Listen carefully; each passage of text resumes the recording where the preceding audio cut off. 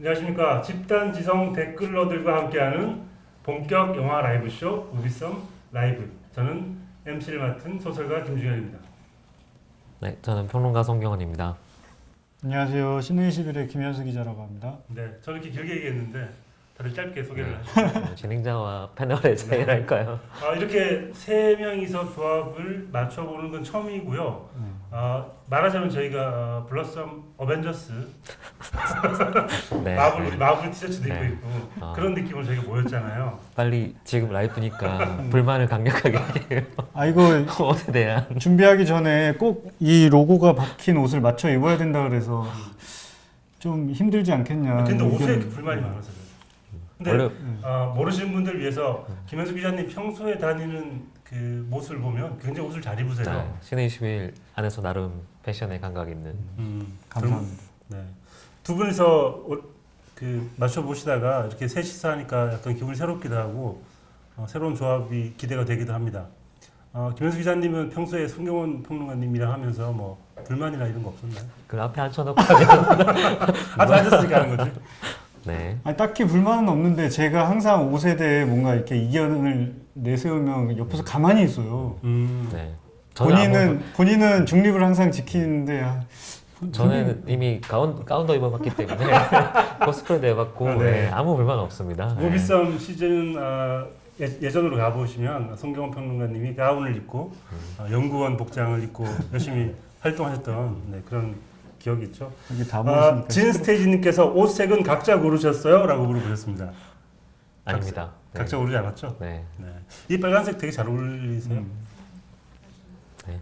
아무 생각이 없어요. 옷에 대해서는 내려놔야 이걸 입을 수 있는 거기 때문에. 박상민님께서 왜 김준혁 작가님은 외투를 입고 계시죠? 외투가 아니고요. 나름 블랙팬서 오늘 저희가 영화를 할 건데 블랙팬서의 그 피부를 상징하는 약간 이게 뭐랄까 그 흑표범의 피부 톤을 약간 패러디한 그런 옷입니다. 원래 오늘 작가님 DC 옷 입고 오신다고.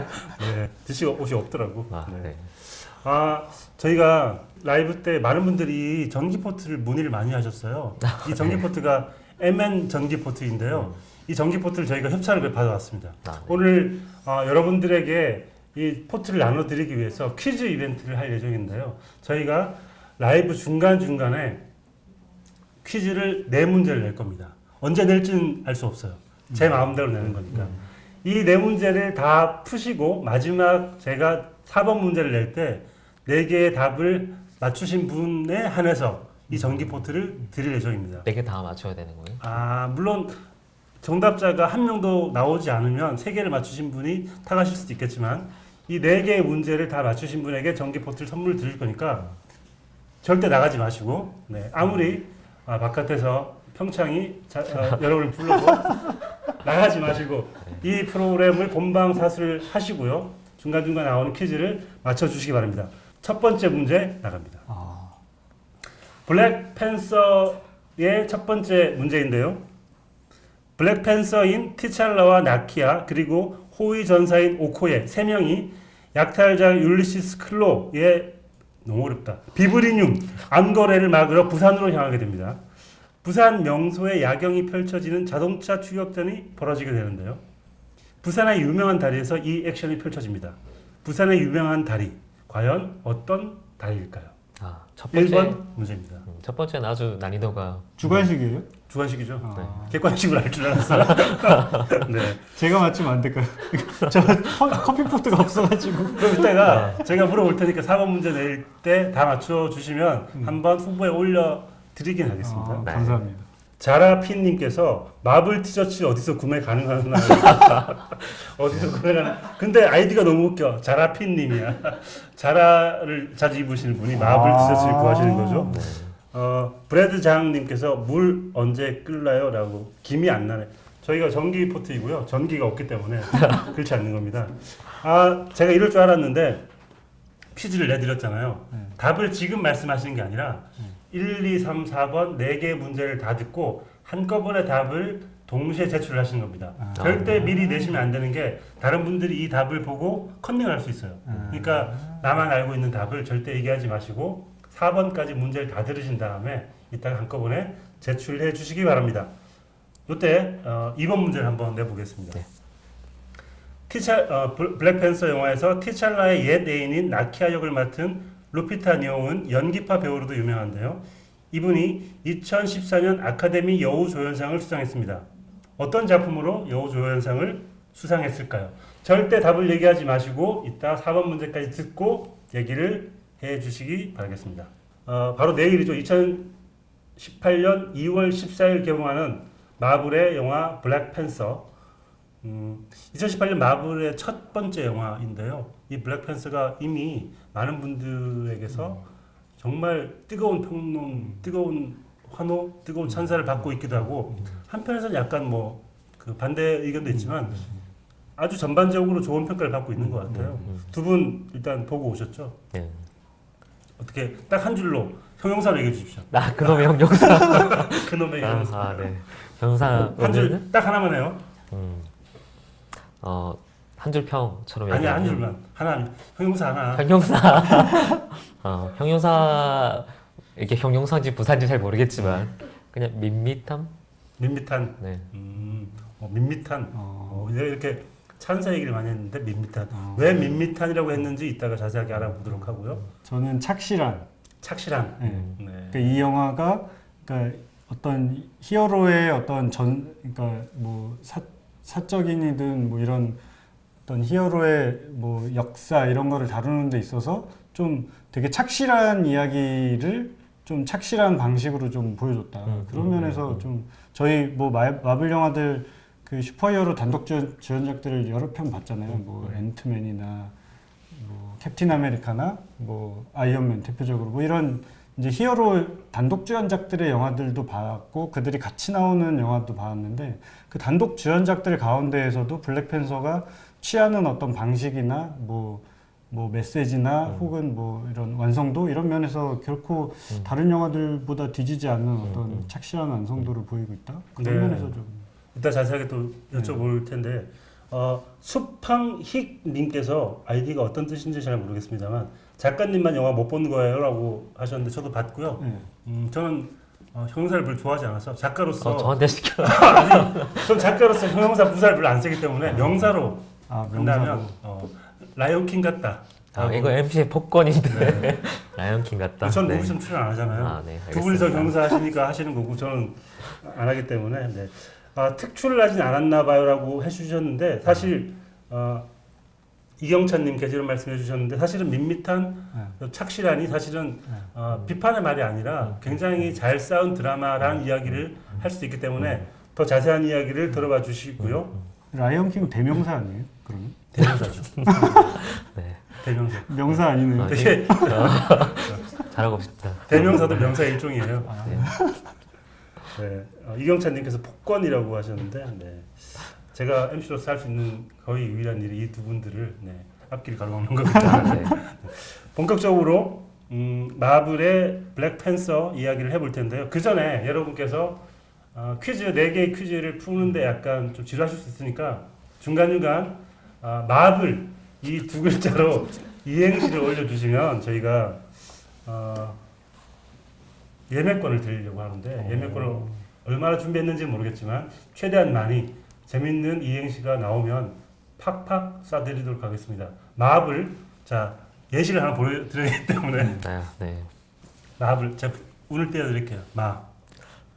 일단 그 전에 먼저 얘기하면 제가 세상에서 제일 싫어하는 게 이행시인데 형용사가 싫어 이행시가 싫어. 이행시가 조금 더 싫네요. 네, 어쨌든 네, 마블 네, 마블의 흑심 불 블랙팬서의 야심 오, 좋아. 와, 아까부터 계속 못한다 그러더니 마블의 흑심. 네. 흑심이라는 게 검은 마음이라는 뜻인가요? 그렇죠. 이 프랜차이즈의 기본이긴 한데 뭐든지 팔아먹는 거잖아요. 네. 돈 될 걸 찾아와서 팔아먹는 걸 하는데 또 블랙팬서는 블랙팬서 나름대로 자기 하고 싶은 야 게 있는 이건 것 내가 같아요. 이행시를 시켰는데 한 줄 평을 썼어. 이행시로. 이거 괜찮겠는데 그거 가지고 이행시 가지고 한 줄 평 쓰는 것도 네, 약간 네, 네. 네, 감사합니다. 재밌었습니다. 김현수 기자님 안 할 수 없겠네요. 저 이거 안 하면 안 돼요. 마블 불렀어. 마블 블러썸이라고. 네. 저분은 영화는 모르지만 사회는 잘 하시는. 제가 블러썸 TV 오래 하고 싶어서 아, 네. 네, 사실 불자로 쓸 수 있는 단어가 많지 않은데 네. 그 중에서 그게 많지 않은 단어 중에서 블러썸을 선택해 주신 김현수 기자님의 안목에 저의 흑심이에요. 네, 김현수의 흑심. 저의 야심이죠. 흑심. 저는 안 하기로 하고요. 아, 그런 게 어딨어? MC야. MC는 안 할 수 있어요. 네. 네. 자, 그럼 본격적으로 이거 좋다. 네, 블랙팬서 이야기를 해보도록 하겠습니다. 저희가 그 최애픽이라고 해가지고 제 하나씩 제일 좋아하는 장면들 이런 얘기를 해볼 텐데 일단 이 블랙팬서에서 가장 좋아하는 장면을 하나씩 꼽아주셨으면 좋겠어요. 네. 피자님부터 한번. 네. 저는 약간 그러니까 소개하고 싶은 캐릭터와 장면을 약간 비슷하게 묶어서 하고 싶은데 얘기하고 싶은데 이 슈퍼히어로 영화에서 굉장히 중요하게 히어로도 중요하지만 히어로와 상대하는 빌런, 그 악당의 어떤 존재감이나 역할이 얼마나 이게 좋으냐에 따라서 이 영화의 어떤 성패가 갈리잖아요. 그런 면에서 이제 히어로뿐만 아니라 이 빌런의 역할도 좀 주목을 하게 되는데 그런 면은 이번에 등장하는 그 악당 캐릭터가 에릭 킬몬거라고 그 마이클 B 조던이 연기하는 캐릭터인데 어깨가 예. 그 덩치도 굉장히 좋고 이 블랙팬서라는 게 설정상 이제 그 왕의 자리에 오르려면 그 이미 왕인 블랙팬서와 몸으로 싸워서 이겨야 되는 거예요. 그러려면 어쨌든 문물을 다 겸비를 해야 되는 거죠. 그래서 이제 뭐 체격 조건이나 뭐 이런 것도 당연히 좋아야 되고 그 캐릭터가 이제 굉장한 존재감을 이제 보여주는데 이 영화에서 이제 뭐 자세하게 스포일러가 될 수가 없어서 뭐 예고편에도 등장하는 장면들이긴 한데 이게 약간 마스크 같은 거를 써요. 네. 그러니까 이게 어떤 자기의 어떤 그런 위협적인 어떤 존재감을 드러내면서 한편으로는 또 자기의 신분을 감추기 위해서 약간 무슨 범죄를 저지를 때 이제 그 가면을 쓰는데 약간 저는 그 다크나이트의 조커가 이렇게 그 은행털이 할 때 약간 그렇죠. 이게 가면 쓰잖아요. 그게 자기의 어떤 악함을 사람들한테 오히려 숨기기보다 드러내면서 이제 가면을 쓰잖아요. 그것과 비슷한 전략으로 이렇게 딱 가면을 쓰고 범죄를 저지르는데 약간 좀 매력적이라고 느꼈어요. 여기 있는 이 가면 네. 이거죠?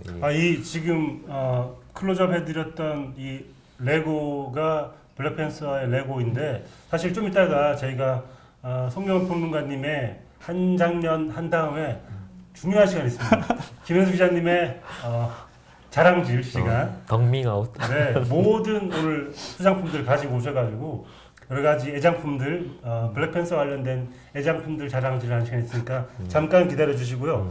그 사이에 마블 가지고 이행시를 누가 올려주셨는데요. 네, 제일 재밌었던 게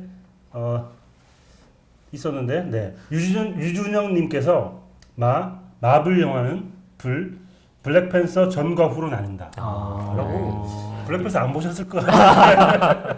이렇게 아까 제가 본 이행시 중에 되게 재미있게 다신 거 네. 마술 같은 영화 네. 블랙팬서 네. 이렇게 약간 홍보사에서 지금 나오신 것 같아요. 그리고 이경찬님께서는 마리 앙뚜아네트도 보는 블러썸 TV. 예. 이 정도를 해야지 네, 블러썸 TV를. 격이 있으시네요. 네. 자, 그러면 송경원 평론가님이 뽑는 최고의 한 장면 어떤 장면인가요? 네. 아까 그 마이클 B 조던 같은 경우는 라이언 코글러 감독이 제일 좋아하는 배우인 것 같아요. 이번 영화에서도 가장 잘 만져주고 있는 배우인데 저는 이 영화 얘기하면서 우리 한국 관객들은 그 부산 장면을 얘기하지 않을 수 없을 것 같고 네. 아마 해외에서 다른 관객들이 보는 거랑 좀 다른 느낌의 포인트들, 재미들을 받을 것 같아요. 그래서 그 시퀀스 전체가 굉장히 인상적이었고 사실 한국이 로케이션이 됐던 영화는 꽤 많은데 이 정도 분량으로 그리고 이 정도 규모로 그리고 이 정도 중요도로 다룬 적은 거의 없는 것 같거든요. 그렇죠. 네. 그 시퀀스 자체가 굉장히 재밌었고 거기에 오코에 장군이 하는 되게 핵심적인 대사가 있는데 사실은 웃자고 하는 대사인데 이 마블 블랙팬서의 정체성을 드러내는 대사인 것 같아서 오코에 장군이 이제 적들이 총을 쏘니까 되게 한심하게 쳐다보면서 이제 그 얘기를 하는 거예요. 미개한 것들 총질이라니 막 그 얘기를 하거든요. 근데 그 장면이 되게 위트도 있고 개그로서의 어떤 구성도 잘 돼 있고 그 최고 장면이 아니라 이기대에 나야 되는 거 아니에요? 대사는 그런데 장면 얘기를 하니까 네, 네, 장면. 네. 네. 그 시퀀스 자체가 어떻게 보면 한국 관객한테는 호소할 네. 수밖에 없는 장면인 것 같아요. 저는 뭐 최고 장면인지 모르겠으나 가장 많은 사람들이 얘기할 장면은 역시 부산 장면일 것 같아요. 일단 부산 장면에서 부산 자갈치 시장에 아지매가 등장하는 순간 모든 관객들이 빵 터집니다. 왜 터지는지는 사실 우리나라 사람들만 알 수 있는 맞아요. 맥락이잖아요. 그리고 나서 거기에서 펼쳐지는 액션들이 일단 액션 자체도 재미있고 한국을 배경으로 이렇게 잘 만든 액션을 보는 감회 같은 느낌도 있는 것 같고 일단 그 장면은 아마 블랙팬서를 보시는 모든 분들이 계속 나와서 이야기할 만한 장면인 것 같아요. 저는 그 장면 좀 칭찬해주고 싶은 이유 중에 하나가 보통은 사실 그 장면도 개연성을 따지면 좀 이렇게 무리수를 두고 있거든요. 저게 말이 돼라고 할 법도 한데 보통은 이런 액션 장면 할 때 그냥 장소만 제공하고 그 약간 전시하듯이 보여주기 마련인데 이 장면은 부산이란 공간의 지역적인 특성도 굉장히 잘 살리고 있어요. 그러니까 액션 시퀀스들을 보면 부산이 왜 부산이냐면 그 도끼로 산을 찍었다라는 의미라서 산이 굉장히 많은 도시거든요. 그 경사도 부자가 많고 도끼로 찍을 부자예요. 그래서 역시 부산 출신 평론가로서 제가 부산 출신이라 처음 알았어요. 네. 어쨌든 그래서 약간 부산 지형이 약간 보면 네네네. 산 터널도 많고 경사가 이렇게 제일 뚫고 많죠. 가고. 아마 전국에서 가장 사납게 운전하는 도시가 부산일 거고 길이 거의 미로 같아요. 네. 미로 같고 경사도 많고 뭐 이렇게 굴곡도 많은 도로들이 거의 대부분인데 그거를 액션 시퀀스에 잘 녹여냈어요. 그래서 부산적인 지역 정서를 액션에도 잘 녹여냈기 때문에 굉장히 좀 영리한 그리고 좀 신경을 쓰는 시퀀스라는 생각이 들었어요. 네.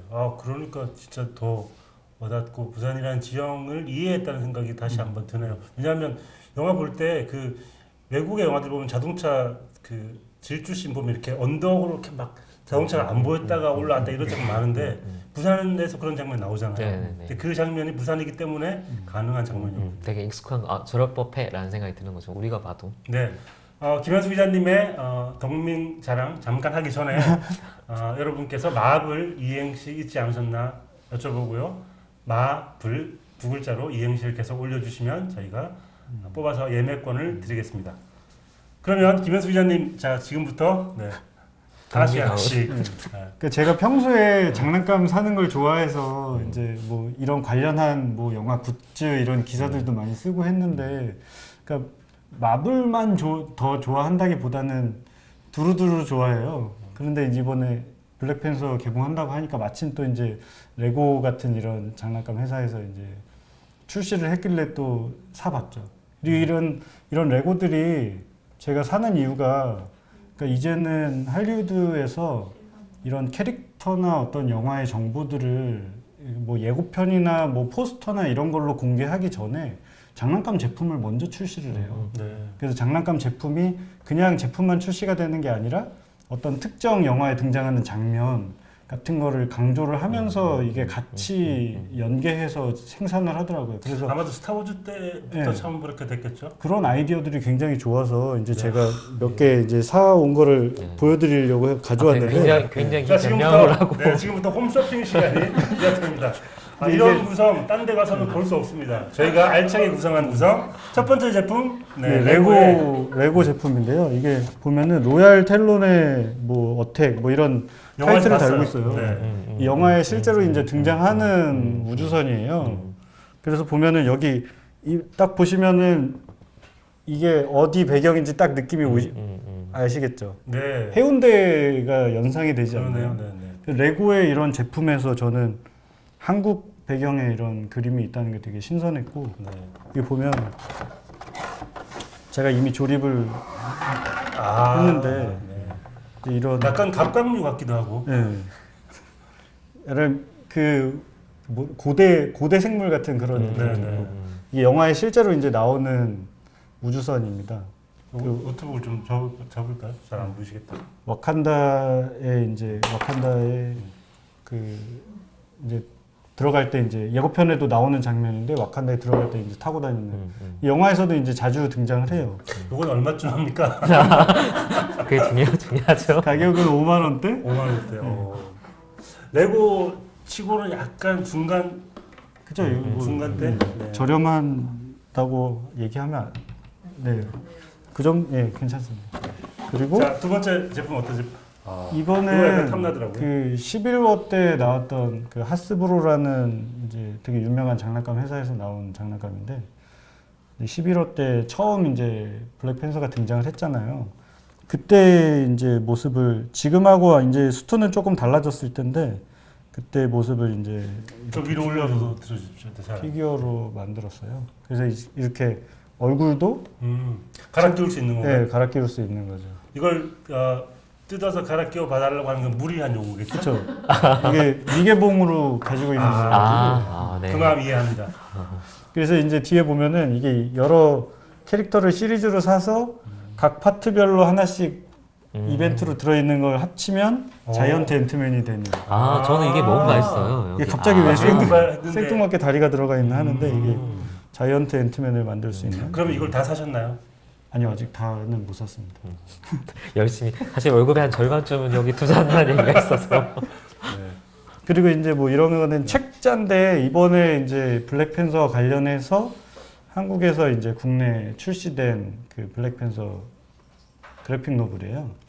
이제 보면은 이제 이 미국의 그래픽 노블이 특이한 게 한 작가가 한 작품을 계속 쓰는 게 아니라 이슈라는 이제 그런 주제, 그러니까 이슈로 여러 작가들이 이어서 작업을 하잖아요. 그래서 이제 최근에 이제 또 다른 이제 처음 이 블랙팬서를 만들었던 그 제커비와 스탠리가 만든 그 그림 말고 최근에 이제 작품들을 소개를 하는데 재밌는 게 이제 이 뒤에 보면은 이 코믹스에서 블랙팬서가 처음으로 등장했던 호 그것도 이제 소개를 해주고 있어요. 부록처럼 나와 네, 있는. 부록처럼 이렇게 넣어놨어요. 네, 이영훈님께서 하스브로에서 나오는 레전드 시리즈는 안 사셨나요? 헬멧요하고 하셨는데.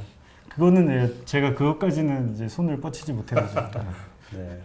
그리고 아까 그것도 네, 그리고 또 책자가 몇 개 더 있는데 이거는 이제 블랙팬서 얼티밋 가이드라고 해서 이제 그 영화에 대한 어떤 잡다한 이제 정보들 그런 것들을 이제 묶은 소개집인데 이거는 이제 그 블랙팬서의 어떤 코믹스에서의 역사 이런 거를 쭉 이제 한 권으로 정리했어요. 그래서 그냥 블랙팬서가 지금 거의 한 60년 가까이 탄생 연도가 그 정도 오래된 슈퍼 히어로인데 그동안 얼마나 많은 작품들이 있었겠어요. 등장하는 작품들이.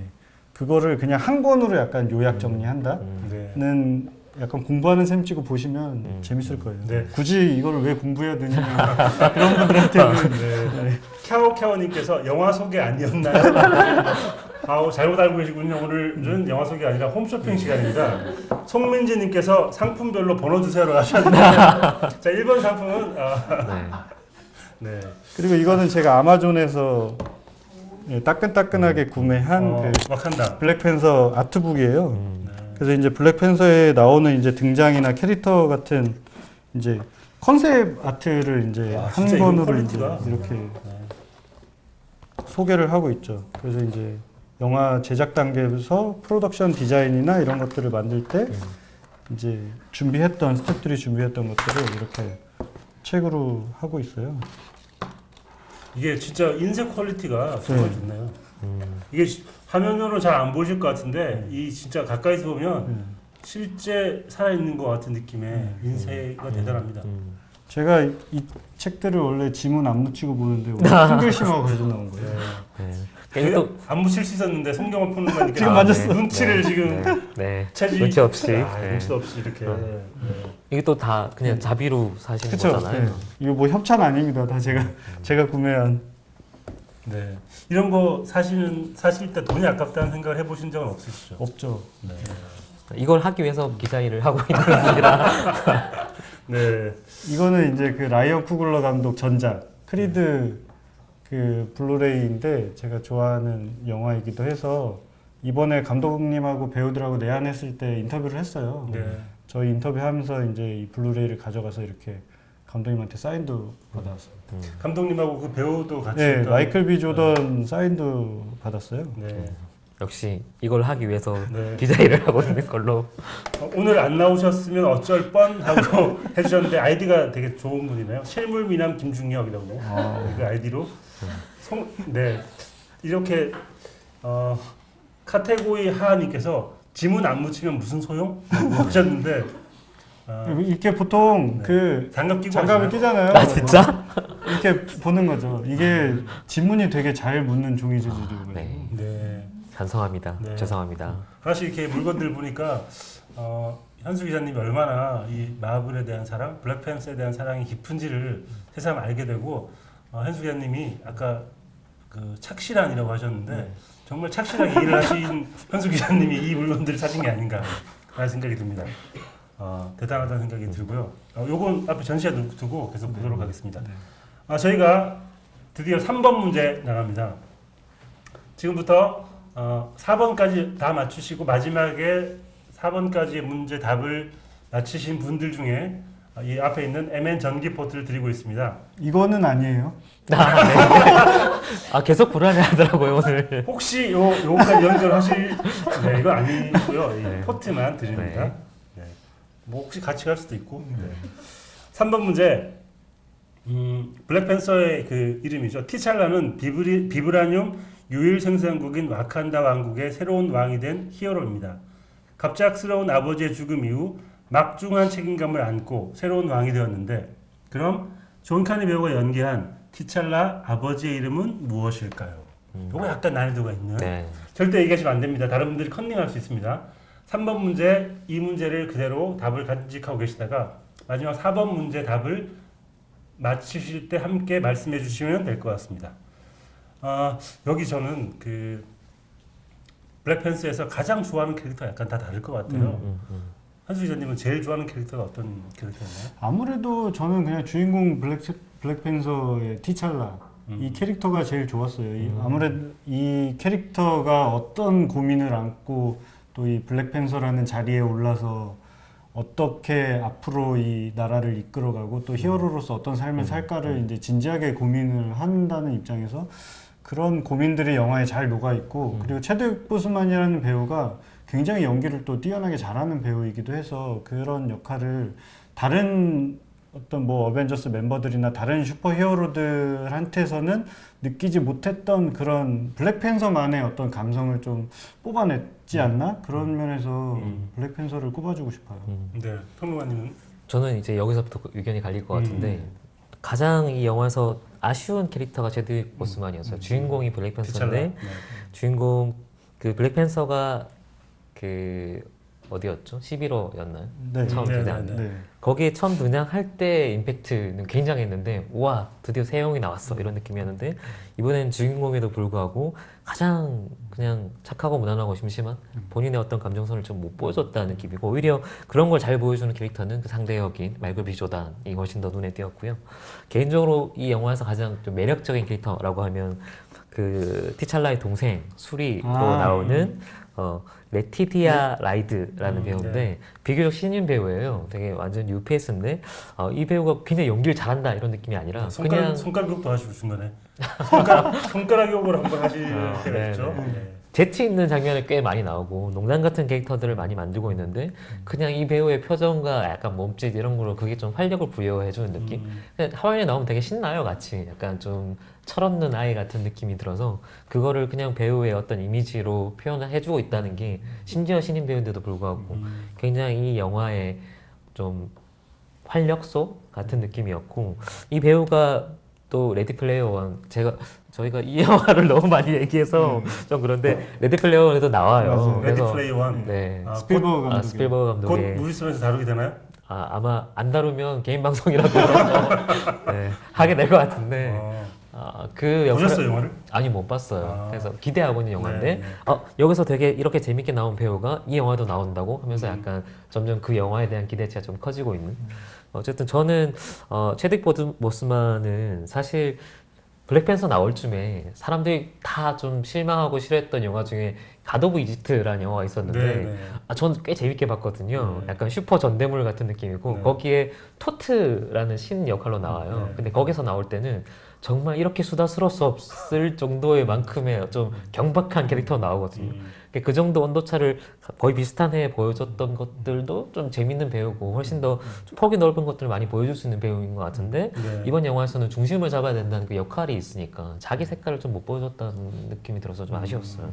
저도 얘기해도 된다면 네. 저한테도 기회가 주어진다면 그 전제를 까지 마시고 저한테도 시간을 할애해 주신다면 저는 루피탄 용이었던 것 같아요. 아, 루피탄 용이 사실은 이 영화에서 가장 웃겼던 장면을 하나를 꼽으라면 루피탄 용이 한국어 할 때인 것 같거든요. 네, 그때 네. 관객들이 빵 터지고 한국어를 의외로 되게 잘해요. 그리고 어떻게 했는지 모르겠지만 그리고 이 캐릭터 자체가 이 영화에서 주인공 티찰라의 동기를 부여해주는 인물이기도 하고 아주 중요한 인물로서 드라마에서 작동을 하기 때문에 그리고 워낙 연기를 잘하기 때문에 루피탄 용이 저는 굉장히 인상적이었고 저 또 하나 얘기하고 싶은 게 그 율리시스 클로 역에 나왔던 앤디 서키스가 사실 저는 처음에 몰라봤었어요.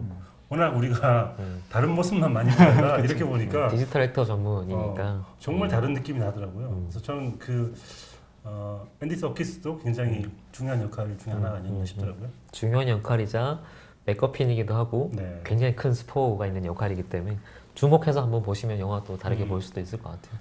그리고 이 영화가 그 블랙팬서가 사실은 많은 사람들이 액션을 굉장히 중요하게 생각을 하고 뭐 많은 마블 영화들 그리고 그 대부분의 헐리우드 영화들이 그렇지만 액션을 빼놓고 얘기할 수는 없을 것 같아요. 이 영화도 중간중간 굉장히 중요한 액션들이 많이 나오는데 제일 좋았던 액션 어떤 액션들이었나요? 저는 이 전체 어떤 영화의 액션 컨셉이 되게 좋았어요. 예를 들면 이제 뭐 이건 스포는 아니고 예고편에도 어느 정도 이제 살짝 뭐 등장을 하는데 아까 송경훈 평론가의 그 좋아했던 어떤 그 멘트, 그러니까 이 와칸다라는 그 왕국이 대단히 어떤 첨단 기술을 가지고 있잖아요. 그러면서도 그 생활상이나 어떤 일상들은 또 그 아프리카의 어떤 부족 문화에서 그대로 이어져 온 듯한 일상을 이게 같이 그 아날로그와 디지털이 정말 조화를 이루는 거예요. 그러면서 실제로 이게 액션에도 그대로 적용이 되거든요. 그러니까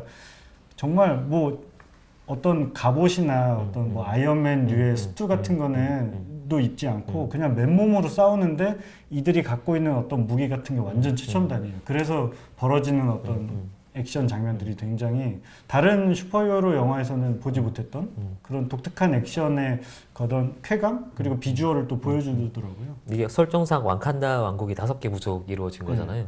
부족마다 약간 특징된 액션이 달라요. 그 아이템들도 다르고 그게 네. 또 상당한 재미를 네. 주는 요소 중에 하나죠.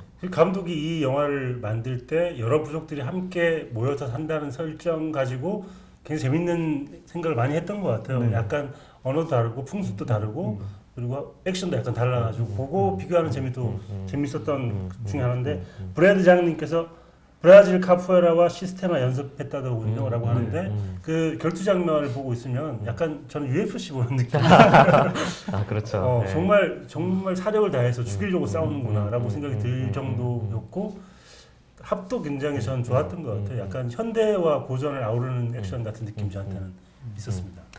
저는 또 여기서 또 반론을 하나 제기하면 이 영화는 상당히 CG가 많이 들어간 영화예요. 아까 그런 뭐 특수 효과라든지 첨단 기술 같은 거 보여줄 때는 꽤 많은 CG 쓰고 있는 게 눈에 보이는데 의외로 그런 것들이 눈에 띄는 액션으로 기억 남는 것 같진 않아요. 이미 많이 봤던 것들의 좀 색깔이나 방향이 좀 다른 정도였던 것 같고 핵심이 되는 액션은 뭐냐면 결국 아까 카포에라, UFC처럼 아크로바틱한 무술들이거든요. 결국 그 블랙팬서가 뛰고 그러고 막 이렇게 하는 그게 액션의 중심인데 그런 아크로바틱한 혹은 아날로그 같은 액션들이 이 적절한 CG랑 어울렸냐 혹은 CG만 할 수 있는 되게 말도 안 되는 율동, 액션까지 결합이 됐냐라고 하면 그 부분이 좀 아쉬웠거든요. 뭐 예를 들면 원더우먼 같은 경우에 원더우먼에 나오는 변정현님께서 원더우먼에서 액션씬하고 비슷한 느낌일까요? 라고 정확하게 물어봐 주셨어요. 네. 원더우먼에 나온 액션씬은 기본적으로 아크로바틱이 들어있는데 신체 구조상 불가능한 아크로바틱을 보여줘요. 그러니까 CG를 활용한 아크로바틱에 되게 화려한 상상들을 보여주는데 이 영화는 아크로바틱은 아크로바틱대로 되게 리얼하게 가고 또 CG 액션이나 CG 액션 따로 가고 또 총기나 또 자동차 액션은 또 따로 가고 그냥 원래 있던 것들을 관습적으로 좀 조립했다는 느낌이 들어서 액션이 굉장히 화려한데도 불구하고 개인적으로는 보고 나와서 아 이게 시그니처 액션이구나 했던 것들이 없었던 것 같아요. 네, 저는 약간 반대인데 시그니처 액션이라고 할 건 없지만 이 영화 가지고 있는 부족의 힘 같은 거를 믿는 영화의 어떤 기본적인 베이스 같은 게 있잖아요. 그런 면에서 이 부족들끼리 싸우는 장면은 굉장히 감독이 공들여서 찍었다는 생각이 들고 그 장면은 물론 블랙팬서 마블의 영화와는 약간 동떨어져 있지만 굉장히 잘 찍은 액션씬이 아닌가? 저는 그렇게 봤습니다. 그리고 부산 액션 장면 같은 경우도 보면 우리가 일반적으로 생각하는 카체이싱 장면에서 뭐 자동차만 이제 뭔가 어떤 액션을 취하고 그 안에 인물들은 항상 자동차 안에 타고 있고 운전만 하잖아요. 근데 이번 영화는 이런 어떤 지금 이야기 나온 이런 부족, 뭐 이런 아날로그 어떤 UFC 느낌의 이런 아크로바틱한 액션을 완전 재미있게 접목을 했어요. 그런 면에서 보면은 다른 카체이싱 장면에서는 보지 못한 어떤 액션들을 보여주거든요. 네, 가토님께서 문제 때문에 화장실도 못 가겠군요. 하셨는데 갔다 오세요. 제가 1분 드릴게요. 1분만 갔다 오시면 제가 1분 있다가 1분보다 더 있다가 문제를 내겠습니다. 그리고 제가 예전에 송경원 평론가님과 같이 무비성을 할 때 인기리에 방송되었던 이기대라는 코너가 있었습니다. 이상하게 기억나는 대사.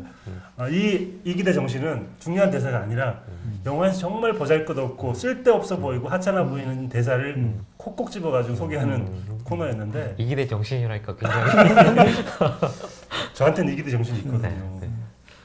변정현님께서 조이 덕후 크크크 하셨어요. 조이 덕후. 네, 네. 네. 아무튼 이기대 시간을 제가 한번 리바이벌 해봤고요.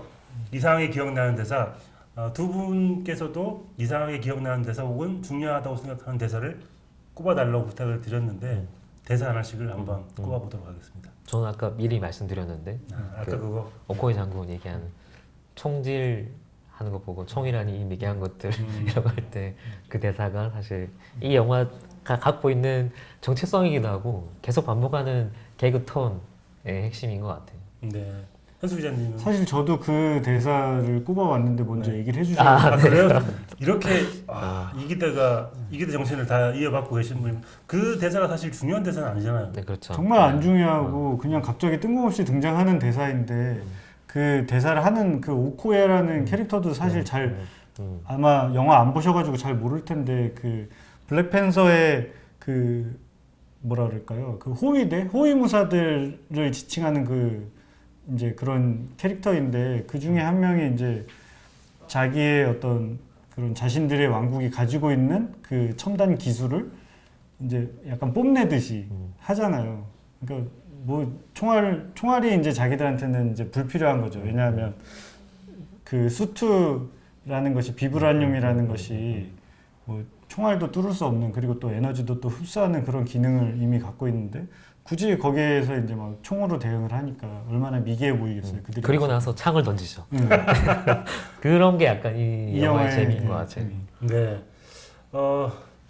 전기포트를 탐내신 분이 않기 때문에 요 4번 문제는 좀 이따 드릴 거고요. 화장실 갔다 오실 분 갔다 오세요. 이기대 저도 하나 또 이기대 정신을 가장 완벽하게 계승하고 있는 제가 안 뽑아도 수 없잖아요. 그래서 제가 하나 뽑았는데 정말 쓸데없는 대사인데요. 그 율리시스 클로가 부산 그 클럽인가요? 거기 술집 들어가가지고 그 만나는 장면이 있는데 너무 거만하게 거창하게 들어오니까 그 같이 있던 FBI, CIA였나? 그 사람이 무슨 음반이라도 내나라고 물어봅니다. 그랬더니 네. 율리시스 클로가 뭐라고 얘기하냐면 랩 음반 낼 거야. 링크 보내줄게 라고 합니다. 여기서 공유 정신이 있어요. 공유 정신. 랩 음반을 내서 팔겠다는 게 아니라 이 사람은 공유하겠다. 링크를 보내줄 테니까 돈을 내지 않고 너희들은 내 음악을 즐길 수 있다 라고 하는 공유 정신이야말로 이 율리시스 클로를 소개해주는 중요한 정신을 담고 있는 대사가 아닌가. 이 사람이 그냥 단순한 악당이 아니라 공유 정신을 가지고 있는 악당이다. 라는 생각이 와칸다의 비브라늄을 공유하겠다 뭐 이런 그렇죠. 아, 그런 네. 마음이 이 사람한테 있는 거고요. 그리고 제가 그래서 찾아봤더니 앤디 서키스가 실제 랩 음반을 내지는 않았을까 네. 검색을 좀 해봤는데 음반을 내지는 않았는데 앤디 서키스가 색소폰을 되게 잘 부르더라고요. 그래서 그 검색을 해보시면 앤디 서키스가 색소폰 공연하는 장면이 있어요. 아마도 나중에 이 영화 잘 되면 색소폰 음반을 공유하지 않을까 링크를 보내주시지 않을까 라는 생각이 들어서 이 기대를 준비를 해봤고요. 드디어 4번 문제에 도달했습니다. 마지막 4번 문제이니까 이 4번 문제가 끝날 때 여러분께서 1, 2, 3, 4번까지 4개의 문제의 답을 올려주시면 그 중에서 저희가 MN 전기포트 선물로 드리겠습니다. 막간에 MN으로 이행시 한번 해볼까요? M. 생각 안 해봤는데 그러면 먼저 하세요. 저한테 전화하게 해주시는 네. 애면 뭘로 해야 되지? 네. 순발력이 없구나. 네. 네. M 마블의 N 뉴 무비 블랙팬서 이렇게. 작가님 미리 준비해 오신 거잖아요. 그래서 MN 전기포트를 드릴 마지막 4번 문제를 드디어 내겠습니다. 영화에서 악역으로 나오는 율리시스 클로 역의 앤디 서키스가 있습니다. 영화에서 비브라늄의 눈독 들이는 불법 무기상으로 나오는데요. 앤디 서키스는 디지털 캐릭터 연기로 더 유명한 배우입니다. 앤디 서키스가 연기한 디지털 캐릭터 지금까지 하면 이제 막 사람 생각할 거예요. 어떤 거지? 대체. 그 중에서 한 개만 말씀해 주시면 됩니다. 자, 지금 4번 문제가 나왔고요. 1번부터 4번까지 4개의 답을 이어서 올려주신 분들 중에 MN 전기포트 이걸 드리겠습니다. 자, 답 올리시는 중에 저희가 이제 마지막으로 이 블랙팬서의 전체적인 의미를 한번 얘기를 해봐야 될 것 같아요. 약간 의견이 엇갈릴 수도 있을 것 같은데 한수 위원님은 이 블랙팬서의 의미를 굉장히 높게 평가하시는 것 같아요. 그러니까 블랙팬서라고 하면 이제 이 슈퍼히어로도 우리가 쉽게 떠오르지만 그 실제 역사에서 블랙팬서 파티라는 어떤 테러 조직, 흑인 문화에서 흑인 역사에서 굉장히 중요하게 다뤄야 될 뭐 그들의 어떤 뭐 흑인 역사가 미국에서 어떻게 이제 자리 잡고 있었는지에 대해서 그 블랙팬서 파티가 어떤 조직이었는지 되게 중요하게 이제 평가를 받고 있잖아요. 좋고 나쁘고를 떠나서 그건 해석의 차이가 있을 텐데 이런 어떤 정치적인 조직이 이게 타이틀이 블랙팬서라는 이름을 내세우고 있었던데 사실 이 블랙팬서라는 슈퍼히어로 캐릭터가 등장한 게 그거보다 먼저거든요. 그러니까 스탠리와 제커비가 먼저 블랙팬서라는 캐릭터를 만들었었고 불과 몇 달 이후에 이제 블랙팬서 파티라는 당이 이제 결성이 됐었는데 그만큼 어쨌든 이 블랙팬서라는 그 슈퍼히어로 캐릭터를 처음 그 스탠리와 제커비가 그릴 때도 딱 지금 우리가 이 영화를 볼 때 어떤 그런 되게 혁신적인 어떤 의미를 부여하고 만든 거예요. 그러니까 아프리카의 어떤 부족 문화, 그리고 흑인으로서 아프리카라는 곳은 또 우리가 생각하는 것 이상으로 어떤 되게 중요한 의미를 담고 있잖아요.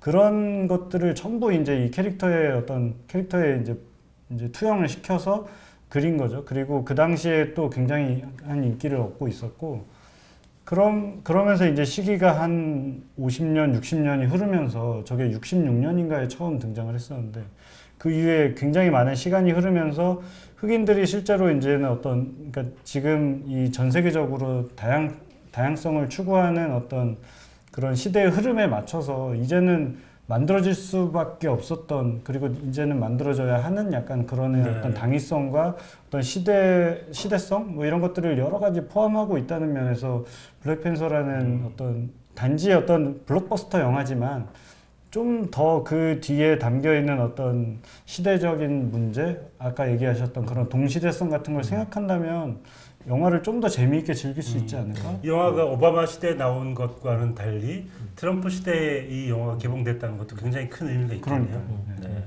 평론가님은 사실은 이 영화 현수 기자님 얘기하신 것보다는 약간 비판적인 의견도 얘기하셨고 약간 밋밋하다고 말씀도 해주셨잖아요. 네네. 저도 처음에 볼 때는 되게 재밌게 봤어요.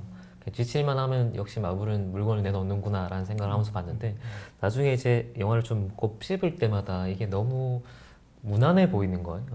네. 아까 동시사성도 얘기했지만 지금 이 영화가 나왔을 때 슈퍼히어로 흑인의 슈퍼히어로라는 그 앞에 흑인이라는 거 소식을 떼고 나면 이게 과연 재밌을까?라는 생각이 드는 거죠. 기본적으로 이제 어쨌든 블랙버스터고 또 마블 영화 연장에 있다고 하면 순수하게 그냥 재밌냐 재미없냐를 좀 따져보고 싶은데 그렇게 했을 때는 뭔가 새로운 걸 봤다는 느낌을 주진 않았어요. 적어도 저한테는. 그게 좋게 얘기하면 되게 클래식한 거고 고전적인 거고 의미는 있지만 새롭진 않았다. 의미를 정말 나쁘게 얘기하면 이제 헐리우드가 늘 하는 식으로 끌어들여서 이제 상품화 시키는 건데 그 상품화 시키는 방식 자체가 이를테면 흑인이나 아니면 흑인 사회의 요구라든지 뭐 희대성이라든지 이런 걸 반영할 정도의 성찰이 있냐라고 하면 물론 블록버스터 영화에 그런까지 바라냐라고 하면 너무 과대한 요구다고 할 수도 있지만 어쨌든 그런 입장에서 접근했을 때는 너무 무난하고 무난하게 잘 다듬어진 상품인 거고 블랙팬서라는 이야기를 그냥 출발시키는 첫 걸음으로 너무 안전한 선택을 한 것 같다. 그래서 여기서 봤던 것들 중에 이를테면 토르 1편 저는 되게 생각났고요. 네. 영웅의 시작이란 것도 그렇고 전개 전반의 어떤 내용은 약간 고전적인 얘기에 가깝기 때문에 뭐 제일 많이 나온 얘기가 햄릿이나 라이온킹 같은 거잖아요. 근데 저는 정말 약간 독서를 하나 더 하면 라이온킹보다 서사가 훨씬 얕다고 봐요. 라이온킹은 생각보다 되게 중충적인 서사거든요. 뭐 예를 들면 라이온킹 같은 경우는 그러니까 그러니까 아버지와 삼촌 네. 그 사이의 갈등만 있는 게 아니라 하쿠나 마타타라고 하는 그냥 내 마음대로 살래라는 세계랑 세계의 충돌을 그렸는데 그렇죠. 프라이드 록이라는 세계 그 두 세계의 충돌도 동시에 그리고 있거든요. 그 세계 안에서의 갈등도 그리고 있고. 근데 이 영화에는 그런 좀 이중적인 삼중적인 의미의 갈등들이 포개져 있냐라고 하면 그렇지는 않은 것 같고 되게 그냥 단선적으로 흘러가요 얘기가. 얘기를 단선적으로 했을 때 좋은 영화가 있고 나쁜 영화가 있는데 이 영화는 2시간을 버텨야 되는데도 불구하고 너무 그냥 모범 답안들만 쭉 보여주는 것 같아서 네. 그냥 좀 삐죽 튀어나오거나 새로운 것들을 좀 하고 싶었어요. 보고 싶었어요. 지금 구도가 약간 저기 남한산성 같아요. 내가 인조고 두 사람이 나를 보면서 네, 각자 의견을 피력하는데 네, 네. 나는 두 얘기 다 맞는 것 같거든. 그래서 이 사람 얘기 들으면 이 얘기 맞는 것 같고 물론 시대적인 맥락 속에서 굉장히 중요한 의미가 있는 영화인데 생각해 보면 재미가 없는 것 같기도 하고. 근데 꼭 필요했던 영화 같기도 하고. 근데 실제 이 영화에서 블랙팬서 티찰라와 에릭 킬모어가 이런 비슷한 맥락으로 둘이 의견 충돌을 이뤄요. 마치 노론과 서론이 싸우듯이. 그렇죠. 네. 그런 의미에서 뭐 남한산성을 제가 잘 얘기한 거네요. 네. 네. 그런데 이 영화가 전체적인 그 오락 영화로서는 전 손색이 없다는 생각이 들거든요. 그런 면에서는 네. 이렇게 크게 순결이 있다는 게 아니라 그냥 좀 지겹다는 거죠. 마블이 늘 잘해왔던 것들, 잘해왔던 공식대로 조립해서 또 한 번 보여준 거고, 사실 좀 새로운 히어로가 나오면 새로운 걸 보고 싶어 하잖아요. 근데 사실 마블 연속극을 계속 안 끝나는 걸 보고 있는 느낌? 새로운 히어로에 걸맞은 새로운 내러티브를 보고 싶었는데 내러티브는 그대로인데 히어로는 바뀌었다는 느낌? 그렇죠. 그 페이지 1이 매력적이었던 이유는 페이지 1의 개별 히어로들이 장르가 다 달라요. 토르는 약간 에픽을 담당하고 있고 뭐 아이언맨 진짜 이때까지 보지 못한 것들을 보여주고 있고 뭐 캡틴 아메리카는 약간 정치물, 스릴러, 서스펜스 뭐 이런 것들을 보여주고 약간의 장르 차이가 있었거든요. 히어로의 특성에 맞게. 근데 뒤로 갈수록 페이지 3, 페이지 2 갈수록 점점 다 똑같이 평준화되고 있는 느낌이고 그냥 다음 편을 봐야 되는 속편들 중에 하나를 봐야 되는 인상을 받아서 저는 이 영화를 미국에 있는 아프로 아메리칸들은 굉장히 재밌게 볼 것 같은데 실제 아프리카 사람들은 이 영화를 어떻게 볼까 굉장히 궁금해요. 왜냐하면 아프리카의 여러 부족들 와칸다도 사실은 그 아프리카에 있는 와칸바라는 부족을 모델로 한 거고 많이 공부를 많이 했잖아요. 근데 공부를 한 게 과연 그들에게 어떻게 먹힐지 예를 들면 코코 같은 경우에는 실제 그 멕시코에서도 흥행을 많이 하고 좋아했잖아요. 그러면서 저는 아프리카에서 이 영화를 어떻게 볼지 굉장히 궁금하더라고요. 저도 그게 되게 궁금하네요. 그 약간 구태의연한 얘기일 수도 있는데 여기서 갈등의 축을 삼고 있는 게 이제 흑인 동포, 노예 이 얘기를 하는데 약간 또 이것도 시대에 안 맞지 않나? 너무 단순화시킨 거 아닌가? 그런 생각도 들었고요. 네, MN 전기포트 상품 이벤트가 마무리가 됐고요. 많은 분들이 제가 언뜻 봤는데 많은 분들이 올려주신 것 같아요. 답을 푸는 거 관심 없고 그냥 이 사람들의 이야기에만 집중하셨던 분들에게 답을 말씀드려야 될 것 같아요. 우리가 문자원 내고 답을 얘기 안 할 수는 없으니까 첫 번째 문제가 바로 양화대교 아니에요? 네. 부산의 유명한 다리 어디죠? 부산 전문가? 네, 네. 광안대교죠. 광안대교죠. 양화대교 아니에요? 아 양화대교. 양화대교 예전에 적어놓은 거야 지금. 진짜 아니, 저희 집 갈 때 양화대교 건너거든요. 못 하시게 됐네요. 네. 네, 이거 노리셨는데. 안타깝습니다. 근데 어벤져스가 예전에 양화대교에서 찍지 않았나? 다리 어디 찍었죠? 세비섬, 세빛 둥둥 동둥섬. 세비섬. 아닌가 보네요. 목자가 양화대교 근처에서 찍었죠. 네. 양화대교 아니에요, 아무튼. 네.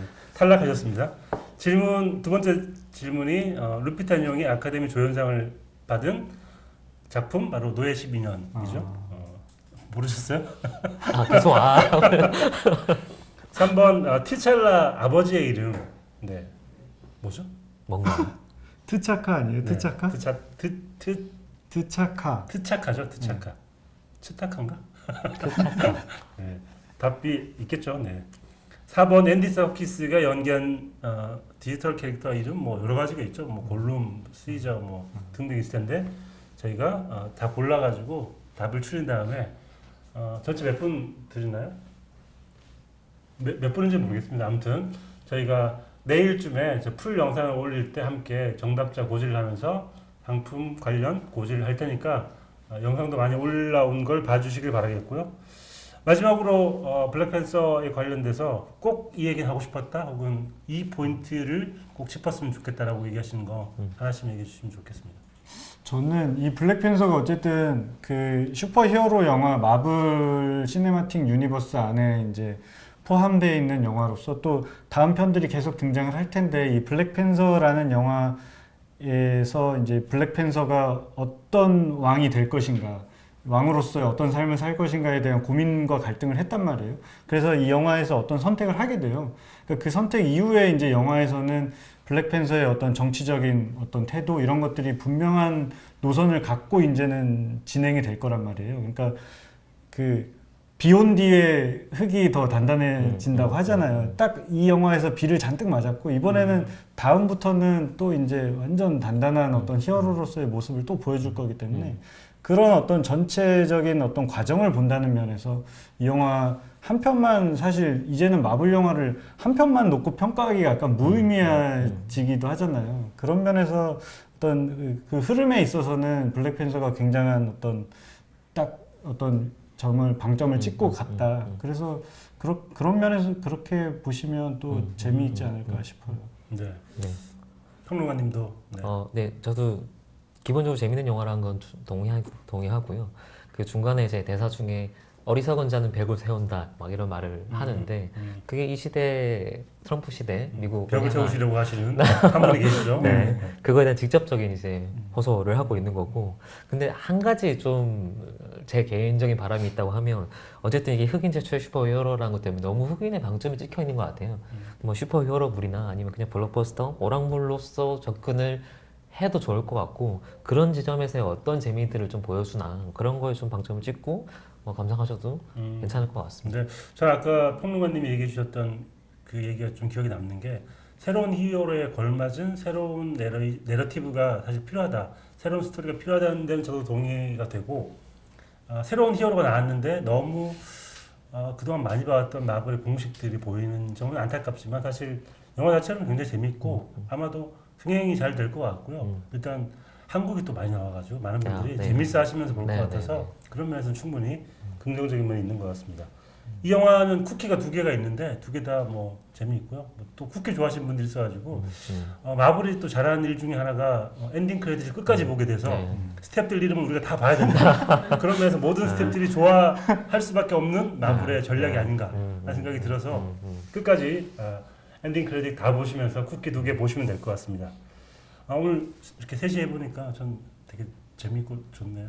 이렇게 뭔가 조용한 집에서 이렇게 지냈다가 약간 명절 분위기다. 명절, 예. 서울 갔던 저기 장날도 오고 이렇게 해서 다 같이 한 가족이 되어서 이렇게 하는 것 같은 왁자지껄함이 좋은 것 같습니다. 명절 앞두고 적절한 그리고 여기에 지문 묻힌 거 제가 공식적으로 소개해드리겠습니다. 굉장히 지금 걱정을 많이 하고 괜찮아요. 이거 다른 거 더 사주셔도 돼요. 네, 알겠습니다. 네, 당첨자 발표는 내일 오후 2시에 유튜브 채널에 업로드되는 풀버전 영상으로 확인하시면 되고요.